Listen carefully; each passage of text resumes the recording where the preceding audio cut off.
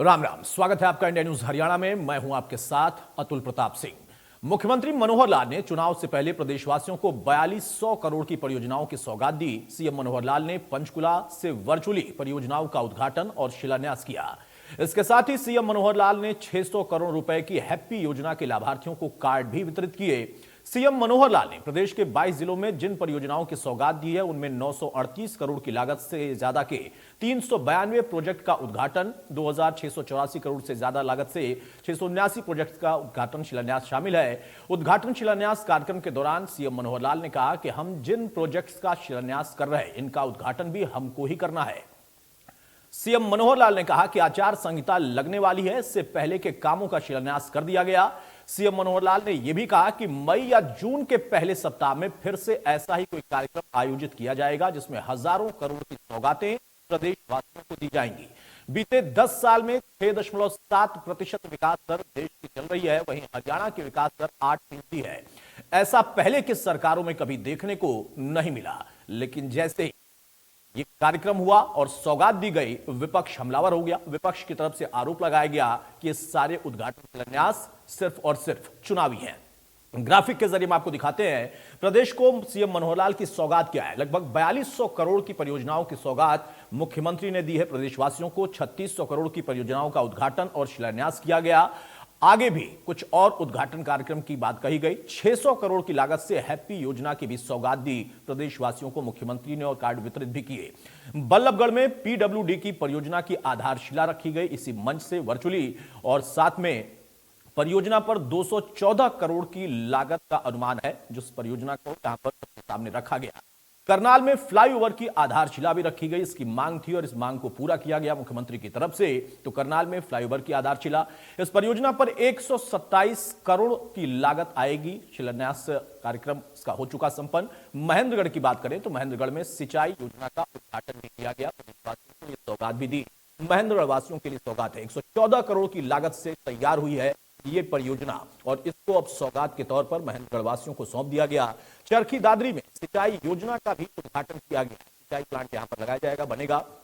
परियोजना पर 112 करोड़ रुपए का खर्चा का अनुमान है कि 112 करोड़ के खर्च से ये प्लांट लगेगा। फतेहाबाद में बनने वाली जेल की आधारशिला भी यहां से मुख्यमंत्री ने रखी इसी मंच से। 100 करोड़ की लागत से ये जेल बनकर तैयार होगी। ये 100 करोड़ की लागत का अनुमान है इस जेल को तैयार करने में। पंचकुला की बात करें तो वहां पर ट्रांसपोर्ट भवन की आधारशिला भी रखी गई। कार्यक्रम पंचकुला में ट्रांसपोर्ट भवन बनेगा। इस ट्रांसपोर्ट भवन पर 87 करोड़ की लागत आने वाली है। तो तैयार करने में 87 करोड़ खर्च होंगे। 22 जिलों में कुल 392 प्रोजेक्ट हैं जिनका आज उद्घाटन और शिलान्यास का कार्यक्रम रखा गया था। 938 करोड़ के टोटल प्रोजेक्ट हैं। इस पर 938 करोड़ का खर्चा आएगा। इसके साथ ही 22 जिलों में 392 प्रोजेक्ट्स का जिक्र यहां पर किया गया। तो 679 प्रोजेक्ट 22 जिलों के लिए अलग से भी हैं। ये अलग अलग प्रोजेक्ट हैं अलग अलग क्षेत्र में, जिनका यहां पर उद्घाटन शिलान्यास का कार्यक्रम आज रखा गया था। 2684 करोड़ के और भी प्रोजेक्ट हैं। तो कुल मिलाकर काफी बड़ी एक योजना तैयार की गई है सरकार की। हरियाणा की प्रगति का एक विशेष दिन आज मैं कहूंगा कि इस कड़ी में आज जैसा बताया गया कि कुल मिलाकर 679 ऐसे प्रोजेक्ट हैं जिनका उद्घाटन और शिलान्यास आज हो रहा है। कुल लागत आज के इस कार्यक्रमों की, जो हरियाणा अंत्योदय परिवार परिवहन योजना या हैप्पी योजना को मिलाकर 4223 करोड़ रुपए की योजनाएं हैं जो जनता को समर्पित की जा रही है। अभी तो देखो, अब तो चुनाव है। चुनाव में तो देखो घोषणा सरकार भी करेगी, हम भी करेंगे, मगर घोषणा तो उसकी मानी जाए जिसने करके दिखाया। हमारी करनी और कथनी में कोई फर्क नहीं। हमने कहा बहादुरगढ़ तक मेट्रो तो आई, हमने कहा झज्जर में रेल की लाइन तो आई, हमने कहा चारों तरफ 4 लेन हाईवे तो आए, हमने कहा थर्मल कारखाने तो हुए, हमने कहा कि रिलायंस का एमिटी आई तो आई। विकास कार्य हमने एम्स नेशनल कैंसर इंस्टीट्यूट कहा तो वो मैंने बनवाया। तो अब इन्होंने तो 10 साल में एक स्कूल भी नहीं बनवाया। तो अब तो कहेंगे, लेकिन अब तो बहरहाल सवाल इस बात का है कि आखिर चुनावी सौगात दी गई और इस सौगात कब तक पूरी होगी, क्योंकि मुख्यमंत्री ने कहा कि हम जिसका शिलान्यास करते हैं उद्घाटन भी हम ही करते हैं। हमारे साथ खास मेहमानों चर्चा में आगे बढ़ते हैं। प्रवीण अत्रे हैं बीजेपी के प्रवक्ता, हमारे साथ, बहुत स्वागत है अत्रे साहब आपका। बजरंग दास गर्ग हैं कांग्रेस के प्रवक्ता, बहुत स्वागत है गर्ग साहब आपका। रजत पंजेटा है नीलो के प्रवक्ता, बहुत स्वागत है पंजेटा साहब आपका। और सुखबीर तंवर है आम आदमी पार्टी से, बहुत स्वागत है सुखबीर भाई आपका। अत्रे साहब भाई, आप लोगों ने उद्घाटन शिलान्यास तो कर दिया, सौगात बहुत बड़ी दे दी, लेकिन दीपेंद्र हुड्डा कह रहे हैं कि ऐलान तो आपने भी किया है, घोषणा हम भी करेंगे, लेकिन मानेगी जनता वो ना जिसको आप लोगों ने पूरा किया हो। 10 साल में कुछ पूरा नहीं किया, सिर्फ ऐलान किया, घोषणा की, शिलान्यास किया। देखिए अतुल भाई, दीपेंद्र हुड्डा की गलती नहीं, क्योंकि दीपेंद्र हुड्डा जब से राजनीति में आए थे उन्होंने अपने पिताजी के कार्यकाल में यही सब देखा था। उदाहरण के तौर पे घोषणा हुई थी NH 73 बनाएंगे पंचकुला से यमुनानगर, लेकिन वो हुड्डा साहब 10 साल NH 73 बना नहीं सके। जब मनोहर लाल जी मुख्यमंत्री बने उन्होंने NH 73 बनाया। इसी तरह से KMP 10 साल हुड्डा साहब मुख्यमंत्री रहे, लेकिन KMP पूरा नहीं कर सके। मनोहर जी मुख्यमंत्री बन के आए तो मनोहर जी ने KMP पूरा किया। तो दीपेंद्र साहब का कसूर नहीं है, लेकिन फिर भी दीपेंद्र साहब को थोड़ा सा मैं समझता हूं कि समझाना जरूरी है। दीपेंद्र साहब कहते हैं कि साहब ये तो चुनावी घोषणाएं हैं। देखिए कोई ऐसा नहीं है, पहली बार मुख्यमंत्री मनोहर लाल ने वर्चुअली पूरे प्रदेश के लिए इतने बड़े स्तर पे विकास योजनाओं का उद्घाटन और शिलान्यास किया, ये पहली बार नहीं है अतुल भाई, ये 9वीं बार है, 9th टाइम मुख्यमंत्री मनोहर लाल ने पूरे प्रदेश के अंदर इतने बड़े स्तर पे परियोजनाओं का उद्घाटन और शिलान्यास किया, 9th टाइम। और दूसरा, अगर आज की बात करते हैं, आज कुल परियोजनाएं थी 679, मतलब 679, जिसके अंदर से 392 का उद्घाटन हुआ है और 287 का शिलान्यास हुआ है।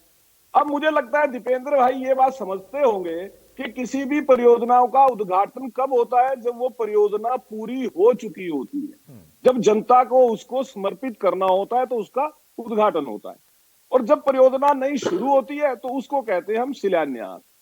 अब दीपेंद्र भाई को समझ जाना चाहिए कि जो ये 392 परियोजनाओं का उद्घाटन हुआ है वो मुख्यमंत्री मनोहर लाल ने शिलान्यास के बाद पूरी करके जनता को आज समर्पित कर दी हैं। ये बात अगर कांग्रेसी मित्र समझेंगे तो शायद उनको पता लगेगा कि ये आप जैसी सरकार नहीं है, भूपेंद्र सिंह हुड्डा मुख्यमंत्री नहीं है जो केवल खोखरे नारे देते थे। देखिए अक्सर हम चर्चा में सुनते थे, बहुत से नेताओं के बारे में एक शब्द का प्रयोग होता था, विकास पुरुष। और मैं ये नहीं कहता कि जिन लोगों के बारे में विकास पुरुष शब्द का प्रयोग होता था उन्होंने कभी कोई काम नहीं किया, ऐसा मैं कतई नहीं कहता, उन्होंने भी काम किया। लेकिन जब हरियाणा के ऊपर हम नजर डालते थे 2014 के बाद अतुल भाई, तो ये जान के तकलीफ होती थी कि हरियाणा के अंदर पीने के पानी के लिए धरना प्रदर्शन होते थे, मटके तक छोड़े जाते थे। बिजली नहीं मिल रही है उसके लिए धरना प्रदर्शन होते थे, सड़कें जाम कर दी जाती थी। और तो और स्वास्थ्य सेवाओं की स्थिति ये थी कि पूरे हरियाणा के अंदर हर साल मात्र 750 MBBS डॉक्टर तैयार होते थे। मुख्यमंत्री मनोहर लाल ने आम आदमी की इन समस्याओं को समझते हुए इसके ऊपर काम करना शुरू किया। आपको ध्यान होगा जब हम बजट पे चर्चा कर रहे थे अतुल भाई, तो मैंने उस वक्त कैपिटल एक्सपेंडिचर पे बहुत जोर देके बात की, और हमारे कांग्रेसी मित्र उस वक्त थोड़ा अजीब तक देख थे। तो आज उनको पता लगेगा कि मुख्यमंत्री मनोहर लाल अपने बजट के अंदर जो कैपिटल एक्सपेंडिचर की बड़ी मात्रा में प्रोविजन करते हैं उसका नतीजा क्या होता है, उससे इस तरह से हमारे प्रदेश का इंफ्रास्ट्रक्चर डेवलप होता है। अगर स्वास्थ्य सेवाओं की बात करें, मुख्यमंत्री मनोहर लाल ने 2015 में कहा था कि हर जिले में मेडिकल कॉलेज बनाएंगे। अतुल भाई आज स्थिति ये है, मात्र 3 जिले हैं जहां पे मेडिकल कॉलेज की भूमि का शिलान्यास अभी नहीं हुआ। भूमि का इंतजाम हो गया, शिलान्यास का कार्यक्रम होना है। बाकी सब जिलों के अंदर भूमि का शिलान्यास, इमारत का बनना, और कुछ जिलों में मेडिकल कॉलेज जो है उन्होंने काम भी करना शुरू कर दिया है। ये होता है इंफ्रास्ट्रक्चर पे काम करना। मुख्यमंत्री मनोहर लाल ने डॉक्टर की कमी को देखते हुए जब इसके ऊपर काम करना शुरू किया, आज हरियाणा प्रदेश में जो 2014 में 750 थे, आज 2000 MBBS के डॉक्टर तैयार होते हैं, और टारगेट है हमारा बड़ा सीधा 3500। इसके ऊपर मुख्यमंत्री मनोहर लाल काम कर रहे हैं। अतुल भाई स्वास्थ्य के अंदर की स्थिति ये थी, अतुल भाई अगर 1 मिनट देंगे जल्दी तो जल्दी जल्दी। स्वास्थ्य की स्थिति ये थी कि जो हमारे क्रिटिकल डिसीज कह देते हैं, क्रोनिकल डिसीज कह देते हैं, उसके लिए हमें CT स्कैन की जरूरत होती है, कैथ लैब की जरूरत होती है, MRI की जरूरत होती है। इस हरियाणा प्रदेश के अंदर केवल एक जो रोहतक के अंदर संस्थान है उसके अलावा ये मशीनें देखने को नहीं मिलती थी। आज दीपेंद्र हुड्डा साहब अगर हरियाणा के पंचकुला हॉस्पिटल में आएंगे, अंबाला के अंदर जाएंगे, करनाल के अंदर जाएंगे तो समझ पाएंगे कि हॉस्पिटल के अंदर CT scan, cath lab, MRI किस तरह की सुविधाएं उपलब्ध है। और सोने पे सुहागा ये मुख्यमंत्री मनोहर लाल ने तो एक और काम कर दिया, आयुष्मान भारत योजना का विस्तार इस कदर कर दिया कि आज हरियाणा का कोई भी नागरिक, देखिए 1,80,000 से कम परिवार वाले को बिल्कुल मुफ्त मिलता है 5 लाख तक का इलाज। और अब तो उससे ऊपर जितनी मर्जी आए हो, मात्र 400 रुपए महीना देके 5 लाख रुपए तक का मुफ्त इलाज प्राप्त कर सकता है हरियाणा का हर नागरिक। ये काम किया मुख्यमंत्री मनोहर लाल ने। अगर हम शिक्षा की बात करें, मैं सुन रहा था दीपेंद्र हुड्डा साहब कह रहे थे कि साहब देखिए इन्होंने तो कोई स्कूल नहीं बनाया। साहब हरियाणा की स्थिति ये थी कि हमारी बच्चियों को जब कॉलेज पढ़ने जाना होता था तो उनको बड़ी दिक्कत होती। तो मुख्यमंत्री मनोहर लाल ने प्रण लिया कि 20 किलोमीटर से ज्यादा दूरी। ठीक है अत्रे साहब, देखिए गर्ग साहब बेचैन हो रहे हैं, कितना लंबा आपने सब कुछ गिना दिया। देखिए भाई गर्ग साहब, अत्रे साहब ने इतना लंबा चौड़ा सब कुछ गिनाया, मुख्यमंत्री ने इतनी बड़ी सौगात दी और वो भी 9वीं बार दी, कोई पहली बार नहीं है कि इसको आप चुनाव से कनेक्ट कर दें। और आप कहते हैं कि हमने जो घोषणा की हमने ही पूरा किया, इन्होंने कुछ किया ही नहीं। जबकि अत्रे साहब ने यह भी बात कही, ईमानदारी से कही कि ऐसा नहीं है, पहले के मुख्यमंत्रियों ने भी काम किया होगा, लेकिन उस काम में और उस काम का तुलनात्मक अध्ययन उन्होंने बताया कि पूरे हरियाणा के लिए। फिर भी आप कहते हैं नहीं, कुछ भी नहीं है। भारतीय जनता आप भारतीय जनता पार्टी के बहुत सीनियर प्रवक्ता भी है और सरकार का बड़ा अच्छा पक्ष रखते हैं, सरकार को बताने का काम भी करते हैं। मगर एक बात जरूर कहूंगा, इन्होंने शिक्षा पे जोर दिया, स्वास्थ्य पे जोर दिया, विकास पे जोर दिया। भाई शिक्षा का जितना बुरा हाल इस राज्य के अंदर है, 800 से ज्यादा सरकारी स्कूल भारतीय जनता पार्टी के राज में बंद हो गए। यहाँ तक कि सरकारी स्कूलों में बच्चों को बैठने के लिए आज भी बेंच तक नहीं है, पीने का पानी तक की व्यवस्था ढंग से नहीं है। बिल्डिंग की हालत आप अतुल जी देख लोगे, जर्जर हालत के अंदर। आज बिल्डिंग का हालात देख लो, सरकारी बिल्डिंग का हालात क्या है। जहां तक कि स्कूलों में टीचर की कमी, स्टाफ की कमी, ये तो आपके खुद के चैनल के सपोर्टर से पूछ लो, वो बता देंगे। और यहाँ विधानसभा के अंदर भी बात आ चुकी है।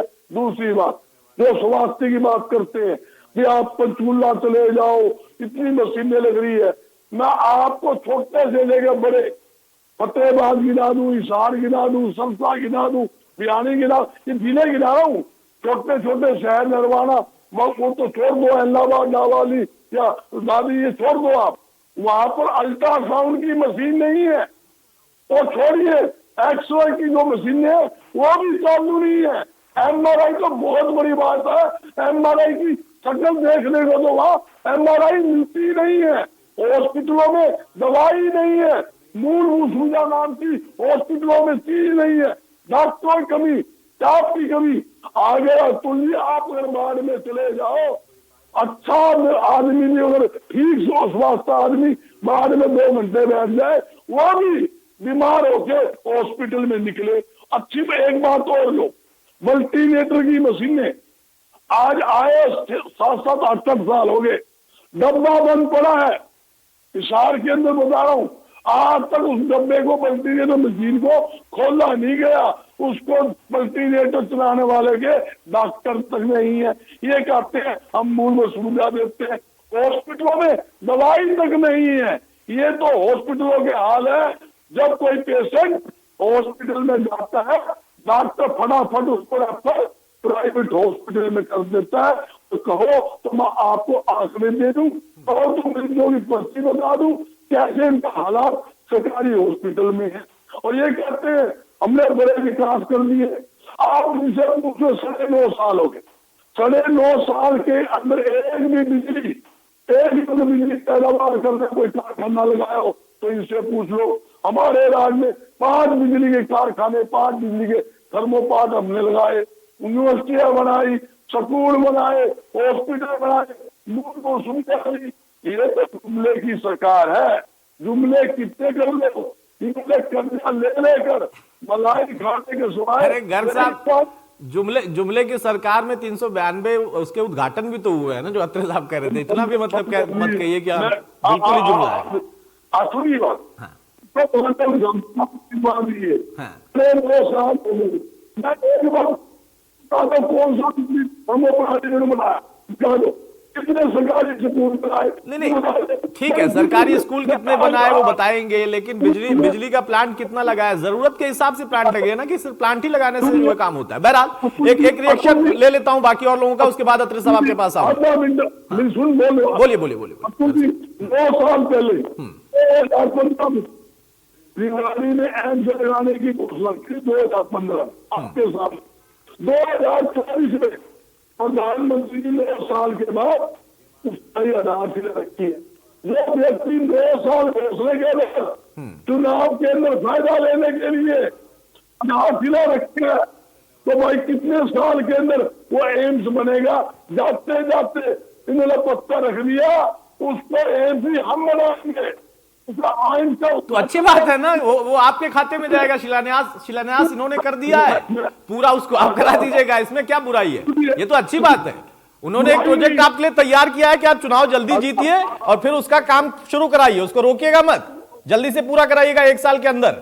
बहरहाल ठीक है। पंजेटा साहब, भाई अत्रे साहब का ये तर्क है कि हम जब शिलान्यास करते हैं तो उद्घाटन भी हम करते हैं, और कई सारे प्रोजेक्ट हैं, और आज जो सौगात दी गई है, कोई पहली बार नहीं है कि चुनाव आया है, नजदीक है, तो उसके पहले इसकी घोषणा कर दी गई। मुख्यमंत्री ने उद्घाटन भी किया, शिलान्यास भी किया, और उन्होंने यह भी कहा कि आगे भी आचार संहिता से पहले पहले बहुत सारी योजनाओं पर और भी काम हो रहा है। कुछ तो स्वीकारेंगे या सबको नकारेंगे? नहीं, बिल्कुल स्वीकारेंगे। अभी विधानसभा के ऊपर एक आंकड़ा रखा गया था कि पिछले 2 साल में मुख्यमंत्री जी ने कितनी घोषणाएं करी हैं, उसमें 1770 का आंकड़ा आया था, और उसमें से पूरी कितनी भी विधानसभा में बताया गया 262। तो जो पिछली पुरानी 1508 योजनाएं बची हैं, पहले वो तो पूरी कर लीजिए। उसके बाद हैप्पी की बात हुई, हैप्पी योजना। क्या शिक्षक आपके हैप्पी हैं? क्या डॉक्टर हैप्पी हैं? क्या आंगनवाड़ी हैप्पी हैं? क्या रोडवेज वाले हैप्पी हैं? क्या सफाई कर्मचारी हैप्पी हैं? क्या सरपंच हैप्पी हैं? क्या क्लर्क हैप्पी हैं? क्या किसान हैप्पी है? क्या स्पोर्ट्स पर्सन हैप्पी है? जवान हैप्पी है? स्टूडेंट हैप्पी है? महिला हैप्पी है? ये हैप्पी उसी तरह जैसे एक हैपनिंग हरियाणा किया था गुड़गांव के अंदर, करोड़ों रुपए लगा के, और उसके अंदर कहा गया था कि 6 लाख करोड़ की इन्वेस्टमेंट आई थी, उसकी 10% भी नहीं आई, 26,000 करोड़ के आसपास की इन्वेस्टमेंट आई थी, जो सरकार का आंकड़ा है। उसके बाद सर अभी अत्रे जी ने बहुत बड़ी बड़ी बात कर दी। मैं इनको बता दूं कि हेल्थ डिपार्टमेंट में इनके मुताबिक 14,864 पोस्ट खाली हैं। पीजीआई रोहतक में 40% पोस्ट खाली है।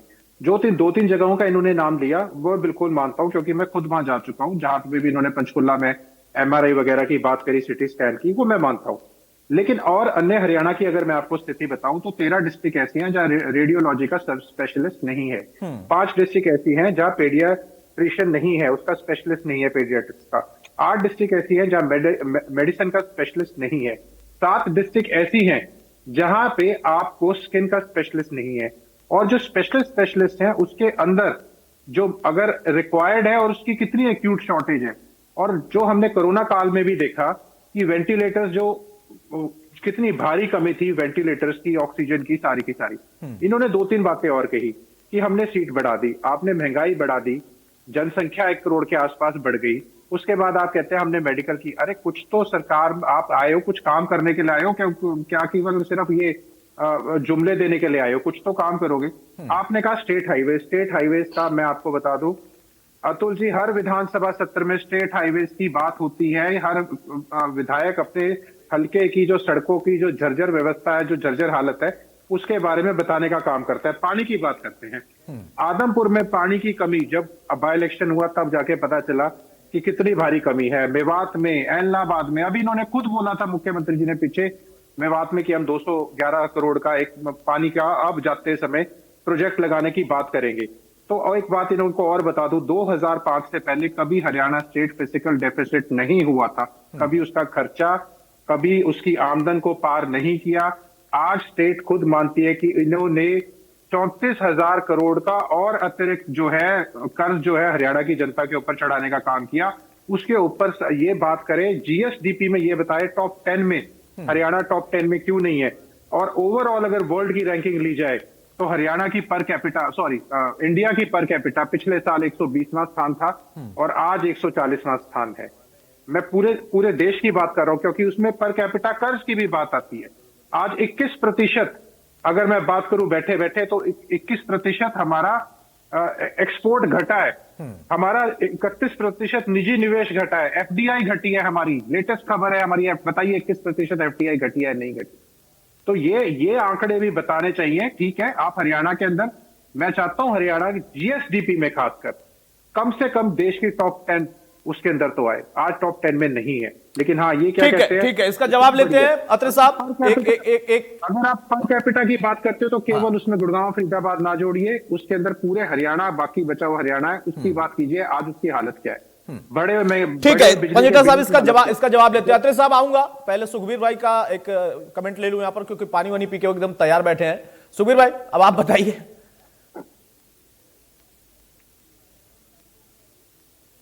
आवाज अपनी अनम्यूट कर लीजिए।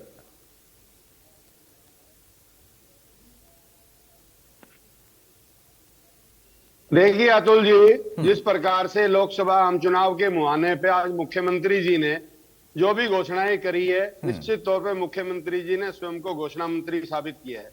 मैं आपके माध्यम से आपके दर्शकों को बताना चाहूंगा कि विगत का विधानसभा जो सत्र हुआ, उसमें माननीय मुख्यमंत्री जी ने कहा था कि 29 फरवरी तक 29,000 नौकरियों के परिणाम हम लागू कर देंगे। लेकिन आज तक 29 फरवरी को गए 7 दिन और हो गए। उन्होंने ये भी कहा था कि 2-4 दिन आगे पीछे भी हो सकता है। निश्चित तौर पे आज एक हफ्ते बाद भी वही ढाक के ढाई बात है। इसके अलावा इसी बात को लेके मैं कहूंगा, मुख्यमंत्री जी ने सदन में झूठ बोलकर इस प्रदेश के युवाओं और प्रदेशवासियों को बहकाने और बरगलाने का प्रयास किया है। इसके अलावा पिछली डिबेट में भी विषय आया था, अत्रे साहब थे उसमें, जिस प्रकार से ओलावृष्टि की गिरदावरी, स्पेशल गिरदावरी अब तक नहीं हुई है। सरकार मस्त है और किसान इस प्रदेश का त्रस्त है।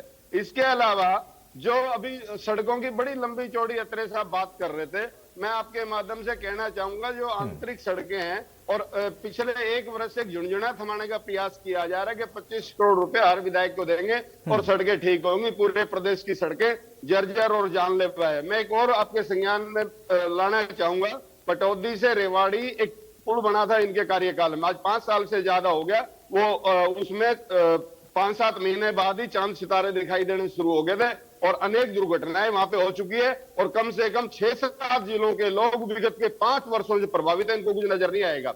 इसके अलावा जिस प्रकार से स्वास्थ्य सुविधाओं की बड़ी लंबी लंबी फेरिस्त जारी करी, उसकी एक मैं वानगी बता दूं आपको। गुड़गांव में एकमात्र सिविल अस्पताल था जो 10 साल से तोड़ के फोड़ के एक ईंट नहीं लगा पाए। ये इनके हालात है। और अनेक जो अगर हम प्रदेश की बात करें, मैं नहीं उनको बातों को दोहराना चाहता, रजत पंचेटा ने वो सारी की सारी बातें विस्तार से बता दी है। और शिक्षा की जैसे बात कर रहे थे, अरे मर्जर के नाम पे आपने हजारों स्कूल इस प्रदेश के बंद कर दिए। वो कौन सा उसमें आज तक आपने कुछ नहीं किया। और स्कूलों में शौचालय तक नहीं है, हाई कोर्ट के आदेश है। इतनी सारी विफलताओं के बावजूद भी आप पता नहीं कैसी कैसी सेखी बजा रहे हैं। निश्चित तौर पे अतुल जी, चुनाव के मुहाने में ये घोषणा मंत्री जी की जो घोषणाएं हैं, मैं मानता हूं कि विगत के 9.5 वर्ष के समय में क्या किसी ने हाथ पकड़ रखा था? निश्चित तौर पे करनी चाहिए थी। आज और अब तो टाइम ही कुछ नहीं बचा। आज तो टाइम ही कुछ नहीं बचा है। 3 महीने तो चुनाव में निकल जाएंगे, बाकी 3 महीने और बचे हैं। ये अपनी सेखी बघार दे रहे हैं। आने वाले समय में हरियाणा प्रदेश की जनता इनको लोकसभा में भी सबक सिखाएगी और विधानसभा में भी सबक सिखाएगी। नहीं, बिल्कुल सही बात है, जनता ही सबक सिखाती है, वो चाहे इनको सिखाए या आपको सिखाए। वैसे निश्चित तौर पर ढाक के 3 पात होता है सुखबीर भाई, उसमें भी आपने आधा घटा दिया, ढाक के 2.5 पात कर दिया। बरा अत्रे साहब, ढाक के 2.5 पात ही होते हैं। अच्छा, 2.5 पात ही होते हैं, 3 पात, एक आधा होता है। चलिए ठीक है, एक आधा होता है। अच्छा ठीक है। अब अत्रे साहब देखिए, सिलसिलेवार तरीके से गर्ग साहब ने कुछ बातें कही है, पंजेटा साहब ने बोला है कि असल में रिक्वायरमेंट क्या है और आप अभी क्या कर पाए हैं। और जो सुखबीर तंवर ने कहा, उनका फोकस था खासतौर से शिक्षा पर, स्वास्थ्य पर और सड़कों पर यानी इंफ्रास्ट्रक्चर पर। कुछ ऐसी चीजें हैं जिसमें आपके ऊपर सवाल उठते हैं। स्कूलों वाला जैसे मामला है कि बंद हुए इतने स्कूल, तो उसका कैसे आपने वैकल्पिक व्यवस्था की, उसका दूसरा विकल्प क्या दिया? अतुल भाई, ऐसा है, सबने कुछ सवाल किए हैं, सबका जवाब दूंगा। निवेदन केवल एक करूंगा, एक तो कोई डिस्टर्ब ना करे बीच में और थोड़ा टाइम फालतू दे दीजिए।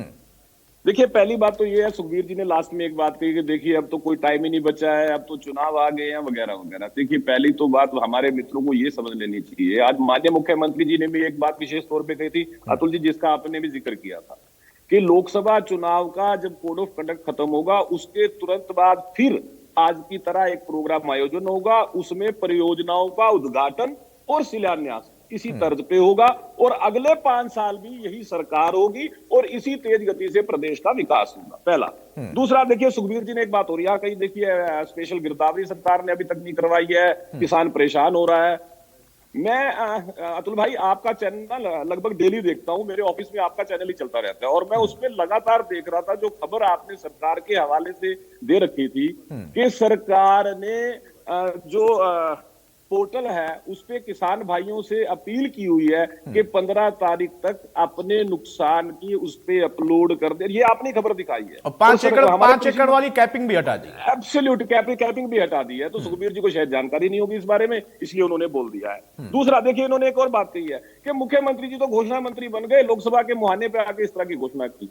मुझे हैरानी होती है जब लोग अपना चरित्र इस तरह से दिखाती है। अभी 2 दिन पहले इनके जो पार्टी सुप्रीमो है दिल्ली में एक घोषणा कर रहे थे कि देखिए आने वाले समय में हम 1000 रुपए देंगे। क्या वो लोकसभा के मुहाने पे घोषणा नहीं थी? और दूसरा, ये वो मुख्यमंत्री कर रहा था जिसने पहले जो घोषणा की थी कि मुफ्त पानी देंगे, लाखों रुपए के दिल्ली के लोगों के बिल आ गए। ये हम सब देख रहे हैं और खबरों में आप लोग दिखा भी रहे हैं।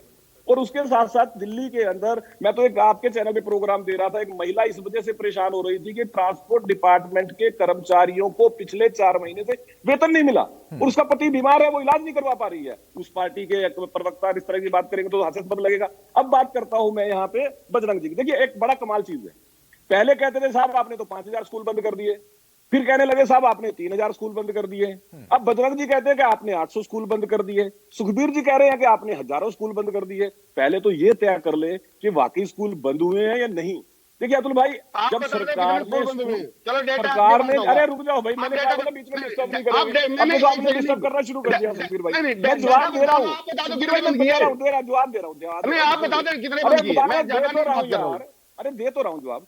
देखिए, जिस वक्त हरियाणा सरकार ने, शिक्षा विभाग ने स्कूल मर्ज करने शुरू किए, उसके पीछे बाकायदा शिक्षा मंत्री ने बताया कि नियमों के अनुसार अगर किसी स्कूल के अंदर 25 से कम बच्चे होते हैं, और ये जो शिक्षा नीति के अंदर डिफाइंड है, लेकिन इन लोगों की पूर्ववर्ती सरकारों ने अतुल भाई क्या कर रखा था, उन्होंने केवल अपने लोगों को फायदा पहुंचाने के लिए एक ही बिल्डिंग के अंदर 3 अलग अलग नाम से, प्राइमरी स्कूल भी उसी बिल्डिंग में चल रहा है, मिडिल स्कूल भी उसी बिल्डिंग में चल रहा है और हाई स्कूल भी उसी बिल्डिंग में चल रहा है।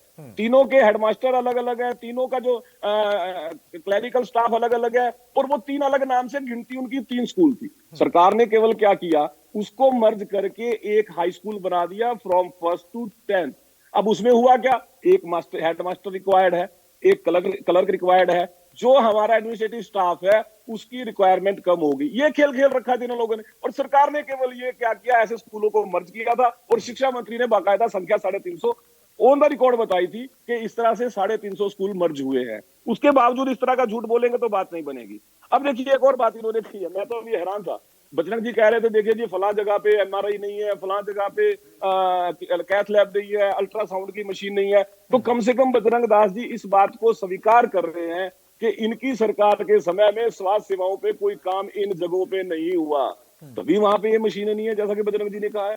तो बजरंग जी ने तो इस बात को स्वीकार कर लिया। हालांकि पंजेटा जी ने इस बात को स्वीकार किया है कि इन्होंने पंचकुला हॉस्पिटल देखा है, इन्होंने अंबाला हॉस्पिटल भी देखा और वहां जो सुविधाएं वो भी देखी। अब दूसरी बात एक और आ जाती है, आयुष भाई, मुख्यमंत्री मनोहर लाल हरियाणा की जनता के स्वास्थ्य की चिंता करते हुए एक योजना लेके आते हैं, निरोगी हरियाणा, जिसके अंदर हरियाणा का जो BPL परिवार का सदस्य है अपने स्वास्थ्य जांच मुफ्त करवा सकता है। और अतुल भाई, आंकड़ा 1 करोड़ से ज्यादा है जो अब तक जांच, अलग अलग टेस्ट इस योजना के अंतर्गत हुए हैं, लोगों ने जिसका फायदा उठाया है। एक तरफ तो वो मुख्यमंत्री है कि आयुष्मान योजना का दायरा बढ़ा देता है, निरोगी हरियाणा जैसी योजना ले आता है, हॉस्पिटल का विस्तार करके 100 बेड के हॉस्पिटल को 500 बेड का कर देता है, उदाहरण पंचकुला के अंदर है, अंबाला कैंट के हॉस्पिटल का विस्तार कर देता है और अलग अलग मशीनें लगा के लोगों के स्वास्थ्य की चिंता करता है। हरियाणा प्रदेश में पहली बार स्वास्थ्य विश्वविद्यालय बनाया जाता है करनाल के अंदर। एक तरफ तो मुख्यमंत्री मनोहर लाल जो ये सुविधाएं देते हैं, दूसरी तरफ हमारे ये मित्र जब सत्ता में रहे तो कोई काम नहीं किया, लेकिन अब आलोचना भी करते हैं तो झूठ के सहारे करते हैं। अब एक और चीज है, मैं पंजेता जी से हालांकि उम्मीद नहीं करता था, बड़ा पढ़ लिख के आते हैं जब चर्चा करते हैं। इन्होंने यहाँ पे एक बात कही कि देखिए साहब, हैप्पी इंडेक्स का जिक्र हुआ, क्या कलर हैप्पी है, क्या फलाना हैप्पी है, क्या ठिकाना हैप्पी है, मुझे उम्मीद नहीं थी इनसे। किस हैप्पी योजना का आज जिक्र हुआ था पंजेता जी? वो एक योजना लॉन्च किया मुख्यमंत्री जी ने, जिसके लिए बाकायदा 623 करोड़ रुपए का प्रोविजन किया है, और वो योजना है अंत्योदय परिवार परिवहन योजना। हैप्पी मतलब एच माने हरियाणा, ए माने अंत्योदय, पी माने परिवार, पी माने परिवहन, वाई माने योजना। ये हैप्पी है वो। और इसके तहत जो बीपीएल फैमिलीज हैं अतुल भाई, उनके एक परिवार के सदस्य को एक साल में 1000 किलोमीटर हरियाणा की बसों में मुफ्त सफर इस योजना के तहत मिलेगा, जो मुख्यमंत्री ने आज योजना की घोषणा की है। ये हैप्पी वो शब्द था, मैं थोड़ा पंजेता जी को इसके लिए करेक्ट करना चाहूंगा। अब उसके बाद बताया था, देखिए पंजेता जी विधानसभा में बताया था, नहीं विधानसभा में पंजेता जी बताया कोई था। बात नहीं पंजेता जी, कोई बात नहीं। अब देखिए यहाँ पे बजरंग जी ने एक बात और कही। ठीक है, जल्दी से देखिए, साहब। क्या इन्होंने बिजली का कोई कारखाना लगाया? कांग्रेस ही हमेशा दावा करते हैं कि साहब देखिए हमने 3 कारखाने लगाए, हमने 4 कारखाने लगाए। मैं एक सवाल पूछता हूं कि जब आपने बिजली के इतने कारखाने लगा दिए थे तो क्या वजह थी कि हरियाणा प्रदेश की जनता को बिजली नहीं मिलती थी? गांव में किसान को 2 घंटे से ज्यादा बिजली नहीं मिलती थी, क्या वजह थी? और आज 5900 मतलब लगभग 6000 गांव में 24 घंटे बिजली मिल रही है। ये बिजली परिवर्तन है मनोहर लाल जी का, या तो इस बात को स्वीकार कीजिए।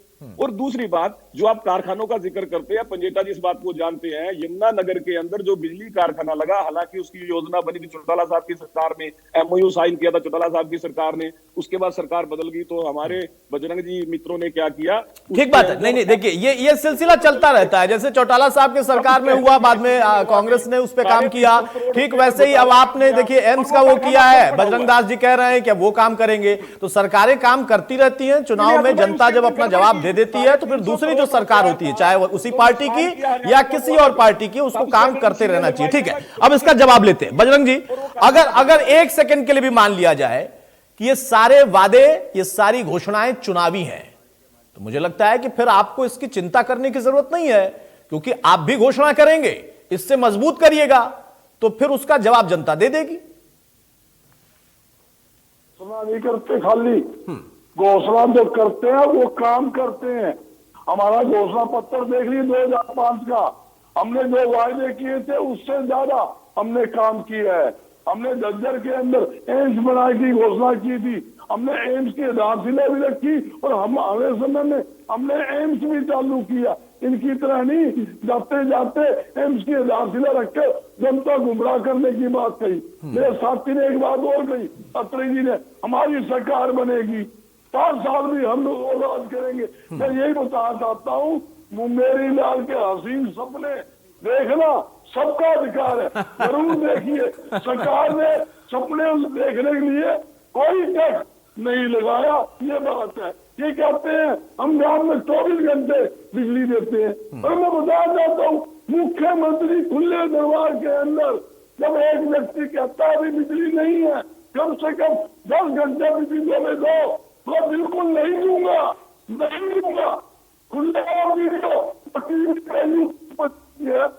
नहीं दूंगा, बिजली नहीं है, ये बात करते हैं बिजली देने की। कहते हैं कि समय में बिजली नहीं था, पानी नहीं था। अरे हमारे समय में हमने झांझली लगा लो, यमुनानगर के अंदर, केंद्र के अंदर हमने बिजली के प्लांट लगाए, आप उसकी रिपेयर भी नहीं कर सकते, पानी पर हमने लगाया। मेरे कहने का तात्पर्य, मेरे साथी, जनता को गुमराह मत कीजिए, जनता जानती है।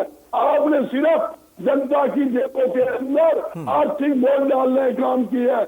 आपने नए टैक्स लगाकर, टैक्सों में बढ़ोतरी करके जनता की जेबों पे आर्थिक बोझ डालना है। आपको वो सरकार, आपने सब्जी फल गरीबों का खाते हैं, उसको भी मार्केट फीस लगाने का काम कर दिया। जब से देश आजाद हुआ तब से आज तक कपड़े पर, चीनी पर, दूध पर, दही पर, खाद पर टैक्स नहीं था, आपने उस पर भी टैक्स लगा दिया। आम उपयोग में आने वाली वस्तु जिनमें 5% टैक्स था, आपने 28% टैक्स लगा दिया। और प्रधानमंत्री जी कहते थे किसान की आय 2 गुना करूंगा, आय तो 2 गुना नहीं की, खर्चे जरूर किसानों के 2 गुना कर दिए। खाद पर टैक्स, बीज पर टैक्स, खाद महंगा, बीज महंगा, दवाई महंगी, ट्रैक्टर महंगे, ट्रैक्टर के पास महंगे, मशीनरी पास महंगे। आपने सौदा क्या है? आप ये बता दो कि आपके राज्य में एक 9.5 साल में एक आइटम आ जाए। अतुल जी पूछता हूँ, 9.5 साल में इनसे पूछ लो, 1 रुपए की भी टैक्स में रियायत दी है क्या 9.5 साल में? और मैं गिना दूं कितनी वस्तुओं पर नए टैक्स लगाए, इन्होंने कितने कितने टैक्स बढ़ाए, जहां तक इन्होंने हरियाणा के अंदर पेट्रोल डीजल पर भी वेट कर बढ़ा दिया, दुगना वेट कर दिया। Excise duty 800% 800% excise duty petrol diesel में बढ़ाने का इन्होंने काम किया है। ये बात करते ठीक है, लेकिन गर्ग साहब, अब आप ये अगर कह रहे हैं कि अत्रे साहब मुंगेरी लाल के सपने देख रहे हैं और कह रहे हैं खुद 5 साल आएंगे सरकार में, तो आप क्या उम्मीद कर रहे हैं कि वो कह देंगे कि उद्घाटन वो करेंगे और सरकार आप बनाएंगे? ऐसा नहीं होता है ना। आप भी अपने सपने देख रहे हैं, वो भी अपने सपने देख रहे हैं, कोई मुंगेरी लाल नहीं है। दूसरा आपने कहा कि हम घोषणा करते हैं, बिल्कुल करते हैं और उसको पूरा करते हैं, अच्छी बात है। अभी ताजा मध्य प्रदेश का उदाहरण इसके लिए नजीर है, मिसाल है।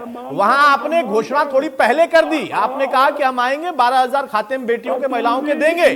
उधर शिवराज सिंह ने फाइल मंगा ली, उन्होंने कहा 15,000 ट्रांसफर करो, और फिर क्या हुआ वहां का उदाहरण आप देख लीजिए। बहरहाल अत्रे साहब आऊंगा तब जवाब दीजिएगा। पंजेटा साहब देखिए, गर्ग साहब ने अपने बिंदु गिना दिए, लेकिन जिन बातों का जिक्र आपने किया, अत्रे साहब ने कहा कम से कम आपसे उम्मीद नहीं थी, कुछ चीजें ऐसी थी जिसको आप वाकई जब पढ़ कर आते हैं तो उसको मानते भी हैं, स्वीकारते भी हैं। नहीं, वो एक ही बात कही है इन्होंने, वो हैप्पी के बारे में जो बात कर रहे थे, क्योंकि वो मैंने सिर्फ हैप्पी वर्ड उठाया क्योंकि आज हैपनिंग हरियाणा का भी जिक्र किया मैंने। ये तो बात मुख्यमंत्री जी विधानसभा में बता चुके हैं, इसके अंदर कोई दोहराने वाली बात नहीं थी। वो मुझे पहले से पता है, उसकी जानकारी मैं रखता हूँ। तो इनको मैं थोड़ा सा एक चीजें बताना चाहूंगा कि ये जिस चिरायु योजना की बात कर रहे हैं, हमने अपने समय में फ्री मेडिकल अबव 60 इयर्स कर दिया था।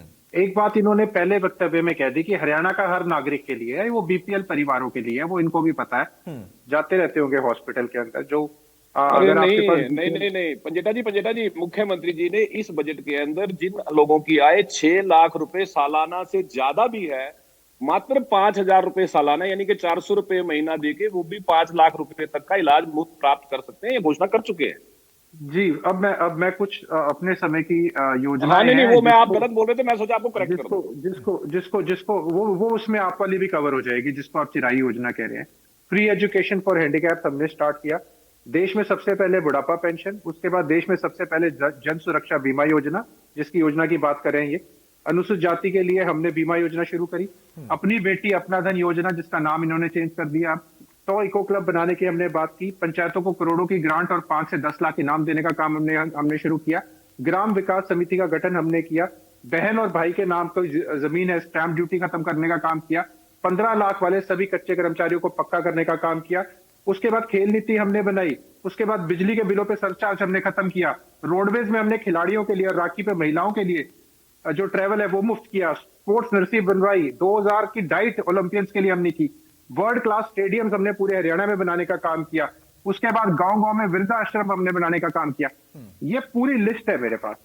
अब मैं अपने कामों की लिस्ट गिनाने लग जाऊं तो टाइम कम पड़ जाएगा आपके पास।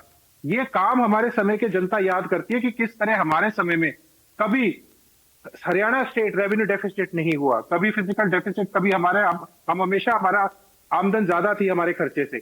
आज कर्ज बताइए आप हरियाणा के ऊपर कितना है। मैंने जब वर्गों की बात करी वो इसीलिए बात करी कि वो हर वर्ग आपकी सरकार में स्ट्राइक पे बैठ चुका है, आपके खिलाफ आंदोलन कर चुका है। चाहे किसान क्या है दुगनी की बात हो, चाहे खिलाड़ी की हो, चाहे महिलाओं की हो, चाहे आज पेट्रोल है, डीजल है, गैस है। आप अपने समय में नारा देते थे, थोड़ा सा भी महंगा होता था धरने पे बैठ जाते थे, बहुत ही महंगाई की मार अब की बार मोदी सरकार। वो महंगाई, वो डॉलर क्या रुपया, ऐसे डॉलर नहीं गिरता, बांग्लादेश का, पाकिस्तान का, नेपाल का नहीं गिरता। आज हर तरीके का वीडियो सोशल मीडिया पे मौजूद है। जो बातें आप कह के आए थे, गैस सिलेंडर को लेके आप धरने पे बैठ जाते थे, साइकिल यात्रा शुरू कर देते थे।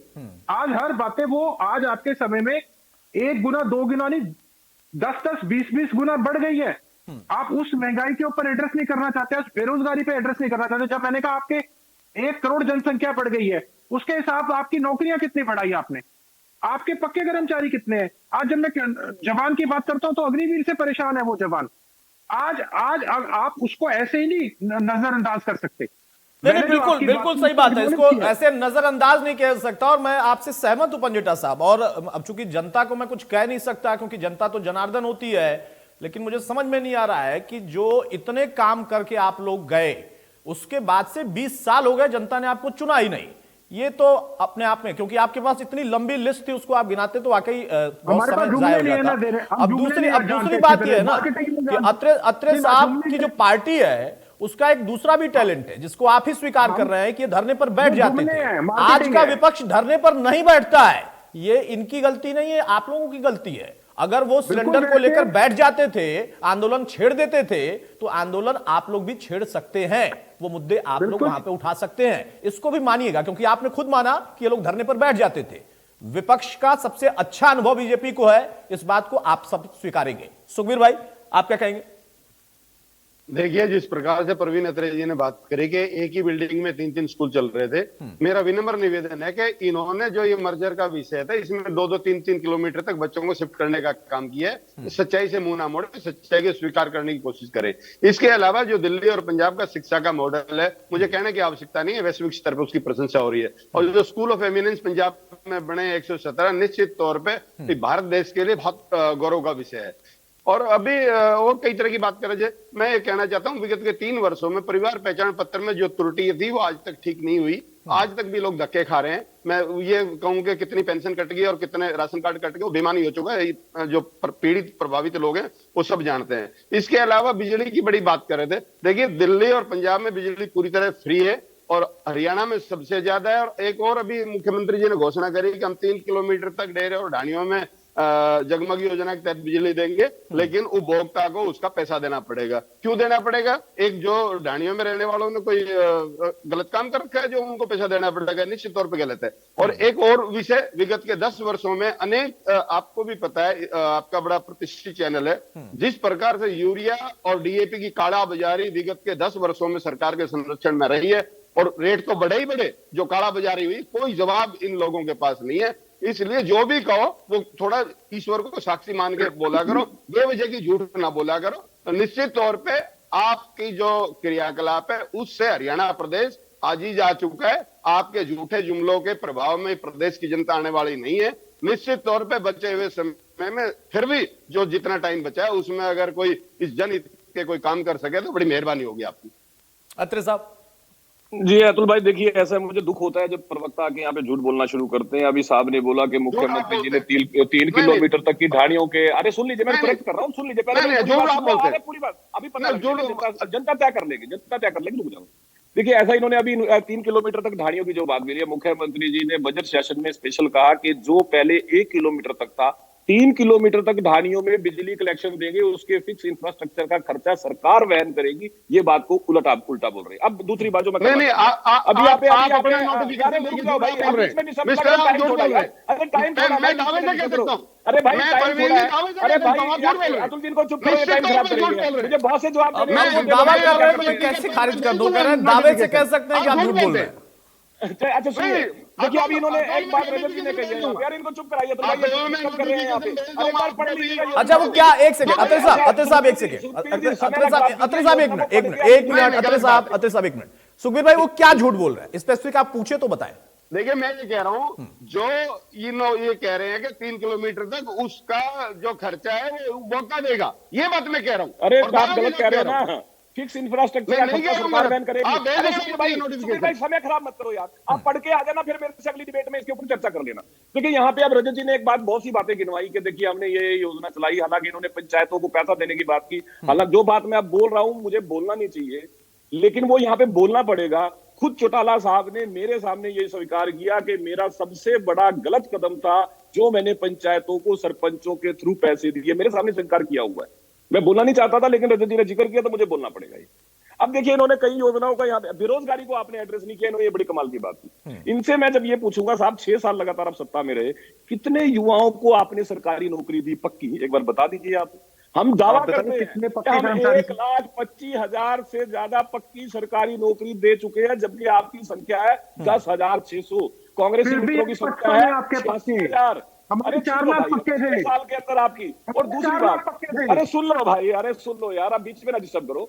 जो प्राइवेट उद्योगों के अंदर युवाओं को काम मिला, समायोजित हुए, उसमें हरियाणा के लगभग 37 लाख युवाओं को मनोहर जी के समय में, जो मनोहर जी ने उद्योगों के लिए नीतियां बनाई, निवेश को आकर्षित करने के लिए नीतियां बनाई और युवाओं के कौशल निखार के लिए कौशल विश्वविद्यालय बनाया, उनके जो कौशल है उसको बढ़ाया, उसका नतीजा ये है मित्र, हमने तो बेरोजगारी को एड्रेस किया।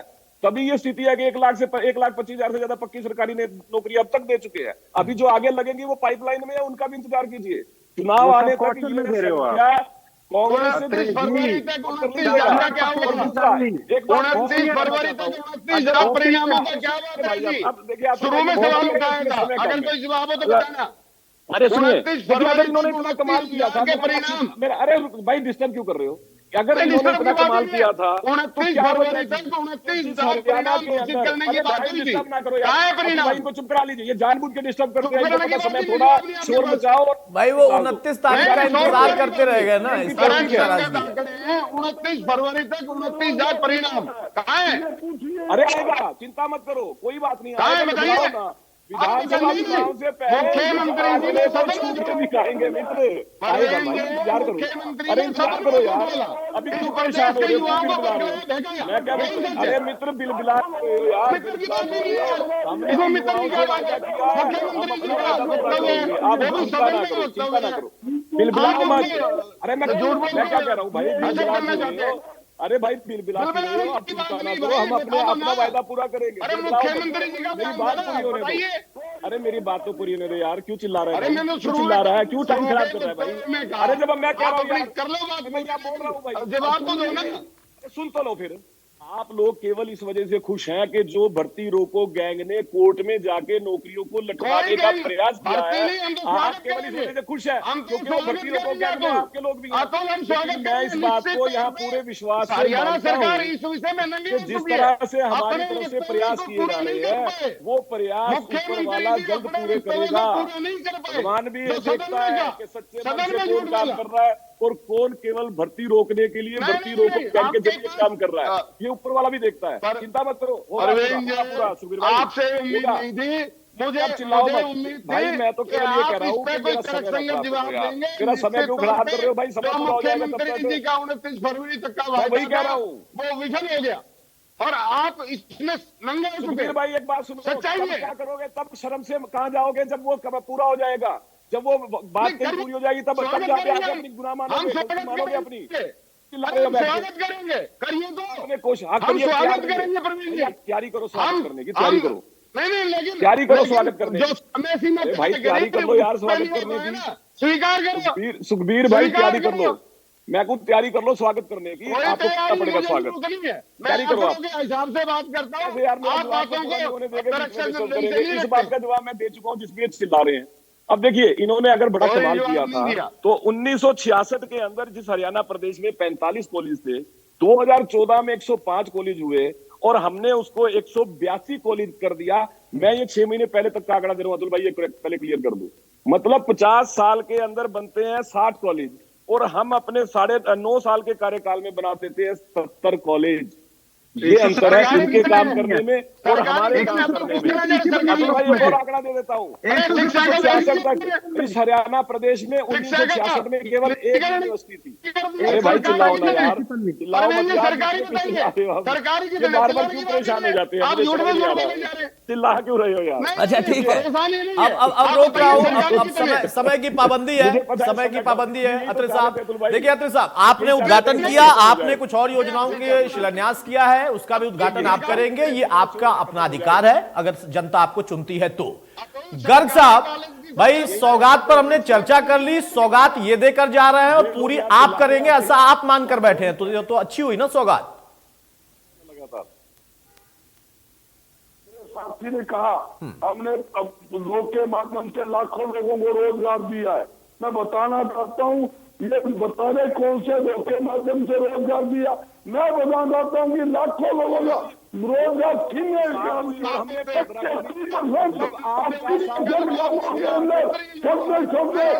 जहाँ मेरी माता मेरी बहन युवा लोग काम करते थे, उनका रोजगार छीनने का काम किया।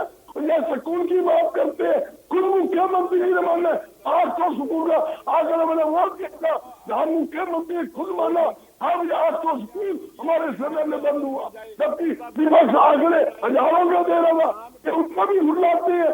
ये मैं कहना चाहता हूँ, इन्होंने काम तो करवा नहीं, झूठे आंकड़े देकर ये बुला दे। हरियाणा के बेरोजगारी के कारण आपको मालूम है ये बात? अपराधी फायरिंग कर रहे हैं,